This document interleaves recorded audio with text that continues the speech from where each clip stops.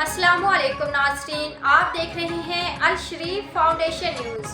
सबसे पहले चौधरी परवेज इकबाल की रिपोर्ट के मुताबिक वज़ीर ख़ारजा बिलावल भुट्टो ज़रदारी का कहना है कि इस्लाम तरक्की पसंद मजहब है जो औरतों को हकूक़ देता है। औरतों को इस्लाम में अहम मुकाम हासिल है।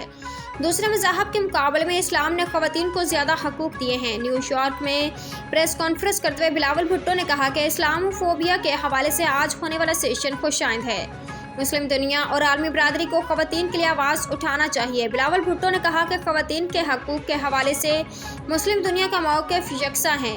ख़वातीन के हकूक़ के हवाले से चैलेंजेस से मिलकर निपटने की ज़रूरत है। वज़ीर ख़ारजा ने कहा कि कश्मीर और फ़लस्तीन के अवाम अपने हकूक़ के लिए जद्दोजहद कर रहे हैं। सऊदी अरब और ईरान को अपने सफारती ताल्लुकात अक्सर नो बहाल करने चाहिए। उन्होंने कहा कि दहशतगर्दी का किसी मज़हब से कोई ताल्लुक़ नहीं। मुसलमानों को मज़हब की वजह से निशाना बनाया जा रहा है। पुरअमन, खुशहाल और मुस्तहकम अफ़ग़ानिस्तान पाकिस्तान के मफाद में है।